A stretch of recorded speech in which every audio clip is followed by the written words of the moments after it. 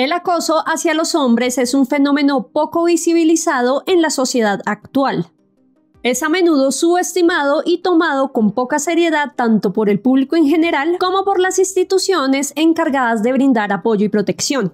Esto se debe en parte a los estereotipos de género que presentan a los hombres como menos vulnerables y más capaces de defenderse ante situaciones de peligro o invasión de su privacidad.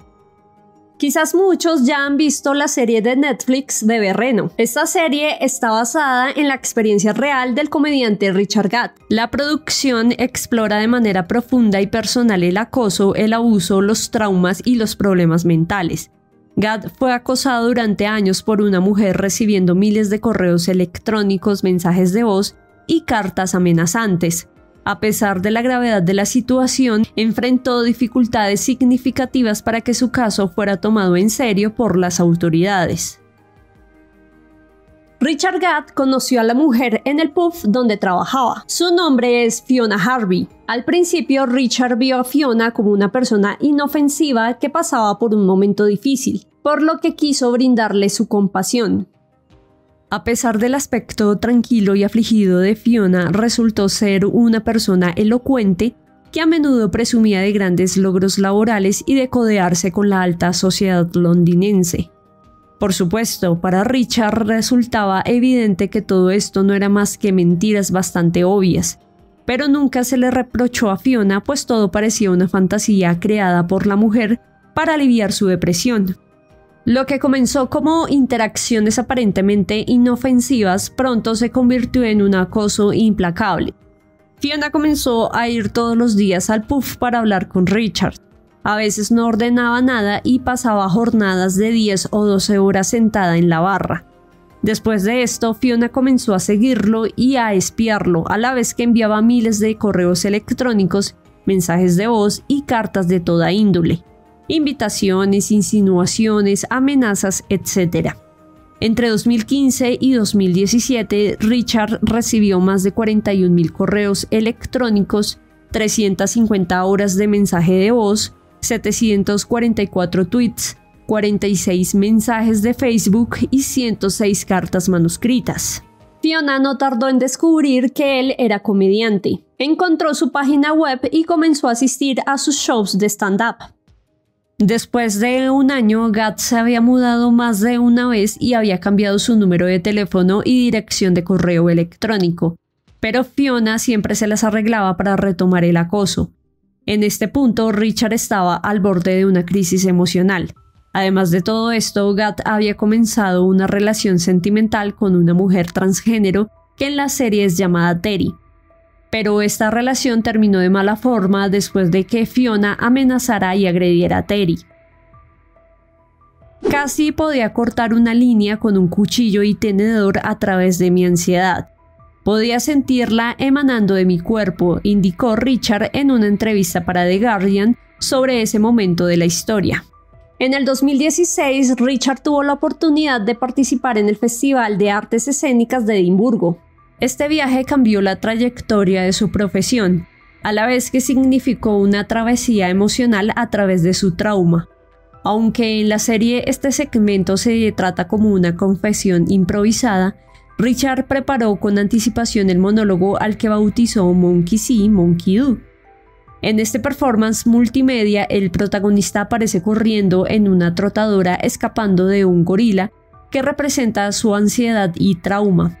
Mientras tanto, relata cómo fue abusado por un hombre que trabajaba en la industria y posterior acoso por parte de Fiona. No imaginaba que sería un salvavidas para mí. La forma en que la gente recibió este show y me recibió a mí y aceptó lo que me pasaba, me salvó la vida. Es una locura que sucediera así, declaró Richard en la entrevista con The Guardian. La obra mostró el talento de Gadd, pero volvió a alterar a su acosadora, quien reinició las llamadas telefónicas y la persecución, esta vez incluyendo a los padres de Gadd. Cabe notar que el actor intentó presentar una denuncia ante la policía tal como se muestra en la serie. Sin embargo, el proceso para que se emitiera una orden de restricción fue frustrante y engorroso. En la ficción, las autoridades inicialmente dudan de la versión del protagonista. pues su antagonista es una mujer, y creen que no representa un peligro para su integridad. Luego prácticamente es obligado a escuchar horas y horas de audio de su acosadora, para encontrar una amenaza concreta. Para Gatt se trata de un problema sistémico con procedimientos que desalientan a la víctima a conseguir protección real. Pero no es culpa solo de la policía, explica a The Independent sobre su vivencia, sino de la falta de financiación, de formación, de comprensión y de apoyo a las víctimas. Incluso la policía ha admitido que su actitud ante el acoso es errónea y defectuosa, pero admitirlo es una cosa. Es necesario un cambio fundamental. El caso de Richard Gatt señala la necesidad de un cambio en la percepción pública y la respuesta institucional hacia los hombres que sufren acoso. Las estadísticas y estudios sobre el acoso tienden a centrarse más en las mujeres, debido a la alta prevalencia y la gravedad de los casos reportados. Sin embargo, los hombres también pueden ser víctimas de acoso y sufrir consecuencias emocionales y psicológicas profundas. Un estudio de la Oficina Nacional de Estadísticas de Reino Unido reveló que aproximadamente el 18% de los hombres experimentan acoso en algún momento de sus vidas, comparado con el 29% de las mujeres. Por otra parte, de acuerdo a un estudio investigativo de la Universidad de La Sabana de Colombia, en Latinoamérica solo el 15% de los hombres han denunciado ser víctimas de acoso, en comparación al 86% de las mujeres. Aunque estas cifras muestran una menor prevalencia de acoso en los hombres, es de suponer que existe un alto nivel de subregistro por motivos culturales. Además, la falta de reconocimiento y apoyo adecuado puede exacerbar el impacto del acoso en los hombres, llevando a sentimientos de aislamiento y vergüenza. La falta de preparación de las autoridades para manejar casos de acoso y violencia, en los que las víctimas son hombres, es una problemática preocupante que refleja la persistencia de los estereotipos de género y una insuficiencia de recursos especializados. Esta situación no solo perpetúa el estigma y la invisibilidad de las víctimas masculinas, sino que también impide que reciban la asistencia legal y psicológica adecuada, exacerbando el impacto del abuso en su bienestar físico, emocional y psicológico. Es imperativo que las autoridades se capaciten y desarrollen estrategias inclusivas que reconozcan y aborden eficazmente todas las formas de violencia independientemente del género de la víctima. ¿Qué pasó con Marta en la vida real? En la serie, Marta, la acosadora, es arrestada y llega a ser condenada a 9 meses de prisión. También se le impone una orden de alejamiento por 5 años y no vuelve a ver a Donnie, el protagonista de la ficción. En la vida real, Gatt logró obtener una orden de restricción contra su acosadora. Sin embargo, ella no llegó a pasar tiempo tras las rejas. The Guardian señala que hasta 2019, fecha en que se estrenó Bebé Reno en el teatro, Fiona todavía caminaba libre por las calles. Si les interesa este tipo de historias, déjenme en un comentario aquí abajo y recuerden darle like a este video y compartirlo. En la sala 6 subimos narraciones y análisis de casos cada semana. Recientemente, Fiona Harvey concedió una entrevista a Neil Sears para Daily Mail. En la entrevista, Fiona se muestra indignada con la producción, ya que dice que la serie no retrató la verdadera historia y acusa a Richard de mentir intencionalmente. Lo señala como si él fuera el acosador. Ciertas partes de la entrevista son contradichas por ella misma. Por ejemplo, cuando el periodista le pregunta sobre los correos o las llamadas. Ella dijo que era exagerado pensar que alguien pudiera enviar tantos correos en tan poco tiempo. Pero en otra parte ella dice que maneja 4 cuentas de correo electrónico y 5 celulares. No, it wasn't numerous. It was about 18 tweets there or 14. It's quite a lot to someone who's not that well known. But we were all friends, you know, it was banter. Además, recordemos casos como el de Liz Goliar, quien utilizaba más de 50 correos electrónicos, varios dispositivos y empleaba más de 48 horas semanales para acosar a su novio. La forma como se expresaba Fiona en la entrevista es muy similar a cómo se representa en el primer episodio de la serie. Ahora es muy difícil dar un diagnóstico solo por su forma de expresarse y de hablar. No obstante, sus actuaciones nos dan indicios de la condición mental que sufre esta mujer. Las condiciones mentales son muy complejas y no basta con una intervención en el psiquiátrico para una rehabilitación total. Este tipo de conductas se debe tratar de manera holística con una participación activa de la familia y su comunidad, además de su entorno cotidiano, terapias constantes complementadas con medicación. Y a pesar de todo esto, personas como Fiona sufren de una condición crónica que debe ser tratada de manera permanente. Tras esta entrevista, al parecer Neil Sears tampoco se salvó de los mensajes de acoso de Fiona. Pues en un artículo posterior a Daily Mail, Neil escribió que había recibido algunos mensajes en donde ella le dice: «Te has convertido en un enemigo acérrimo para mí. Tú eres el idiota del infierno». Esas palabras, con un claro acento escocés, dieron a Neil una idea de cómo es su modus operandi con sus víctimas. Aunque él trató de ignorar sus mensajes, estos fueron más allá. Ahora en redes sociales le ha escrito: «Gordo mentiroso», calificándolo como un niño de colegio bipolar demasiado mayor. También dijo que estaba considerando cobrarle 3.000 libras esterlinas por el tiempo que había pasado hablando con ella. Era lo que le correspondía, agregó.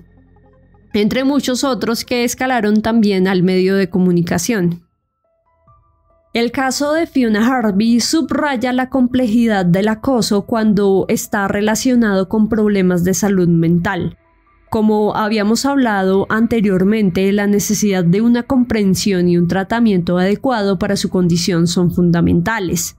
Las instituciones deben estar preparadas para proporcionar la atención necesaria a estas personas que sufren este tipo de trastornos mentales graves. Aunque el tema central en la historia de Richard es Fiona, no dejemos de lado los abusos que sufrió por parte de personas que quisieron aprovecharse de su ingenuidad e inexperiencia en el mundo del entretenimiento.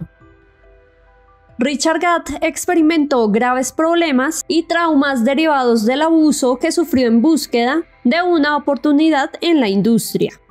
Enfrentó manipulación y coerción por parte de individuos en posiciones de poder, lo que afectó profundamente su salud mental y emocional. Las experiencias traumáticas de abuso y explotación no solo erosionaron su autoestima, sino que también le dejaron cicatrices psicológicas duraderas, incluyendo ansiedad, depresión y trastorno de estrés postraumático. La constante presión para mantener silencio sobre su sufrimiento por ser hombre víctima de abuso exacerbó su aislamiento y desconfianza, afectando su vida tanto personal como profesional. Probablemente el trauma experimentado por Richard Gatt como resultado del abuso haya motivado su disposición a permitir que alguien como Fiona Harvey ingresara en su vida. Las personas que han sido víctimas de abuso a menudo pueden experimentar una serie de efectos a largo plazo, incluida una disminución de la autoestima, dificultades para establecer límites saludables en las relaciones y una mayor vulnerabilidad emocional. Esto podría haber hecho que fuera más susceptible a las tácticas de manipulación o acoso por parte de personas como Fiona Harvey, especialmente si no había recibido el apoyo adecuado para procesar y recuperarse del trauma anterior. Richard se vio constantemente vulnerado debido a la ineficiencia de las autoridades, quienes, en lugar de ofrecerle apoyo, complicaron su proceso de denuncia.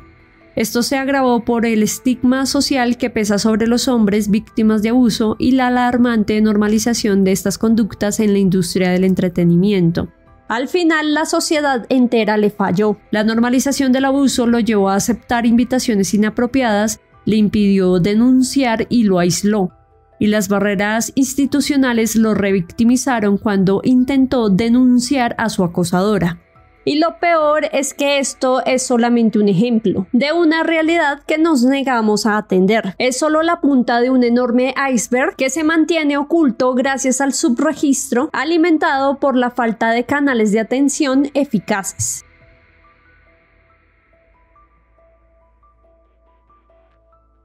Después de esta breve reflexión, te invitamos a ver otra historia de acoso que tuvo consecuencias letales, dándole clic a este video.